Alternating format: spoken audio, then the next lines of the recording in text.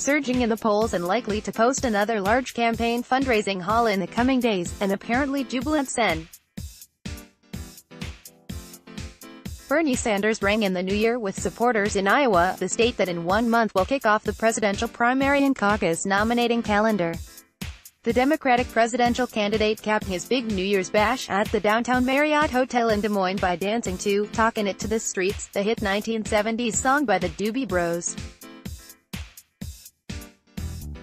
The latest from Fox News on 2020 presidential campaign at his party, held a couple of hours before the clock struck midnight, the populist independent senator from Vermont told the crowd, "I don't have to tell anybody in this room how important the Iowa caucus is.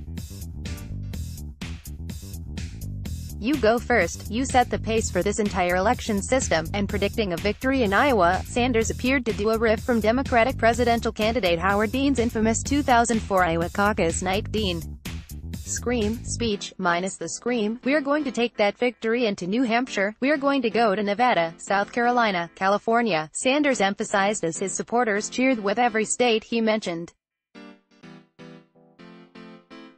"With your help we're going to win the Democratic nomination, and with your help in 2020, we are going to defeat the most dangerous president in the modern history of America," the Sanders campaign told Fox News that roughly 1,300 people were in the crowd for the candidate's New Year's Eve party.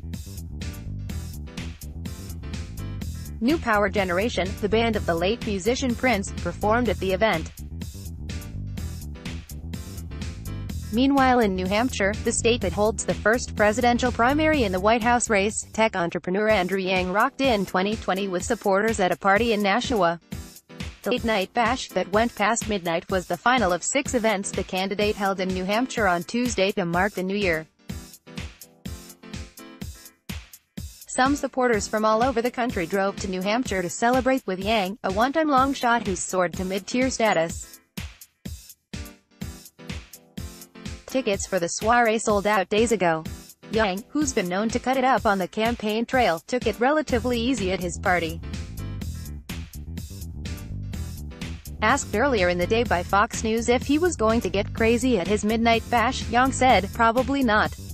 I'm campaigning tomorrow too, so it would be unseemly for the candidate to get sloshed or anything on New Year's Eve. I need to be at it again tomorrow. So you know, you have to maintain control of your faculties," he added. But his message to supporters was, "Don't let me be a stick in the mud, because I'm going to be in an excellent mood and we're going to ring in the new year right, and then we're going to help make the 20s the decade that we're proud of, to reverse a lot of the stuff that's gone on in this country over the last number of years." Unfortunately, Yang jokingly picked a man in the crowd, named Sam, as his stand-in every time he was asked to have a toast with supporters at the event. Asked by Fox News what his New Year's resolution was, Yang said, "To become president-elect of the United States of America, and we are on our way. Thanks to you, New Hampshire, so thank you." As for his best moments in the fleeting decade, Yang noted, "You know, I had 2 kids this decade. I got married this decade. So I'd say those are the 3 biggest highlights I can remember from the 10s. I guess that's what we're going to call it.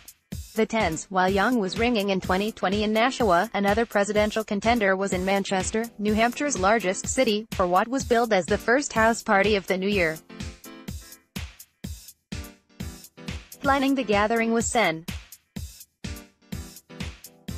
Michael Bennet of Colorado, a long shot for the nomination. "My New Year's resolution is to come in the top 3 in New Hampshire and do everything I can to beat Donald Trump and take back the Senate," Bennet told those assembled. "This year is going to be the most important one yet for our democracy, and I couldn't be more excited to start 2020 with family and friends dedicated to moving the country forward," he predicted. Meanwhile, while these Democrats were wooing voters in the early states, President Trump joined the New Year's Eve celebration at his Mar-a-Lago resort in Florida with well-known supporters, like attorney Rudy Giuliani, and family members, like Ivanka Trump and Jared Kushner. Let's block ads. Why?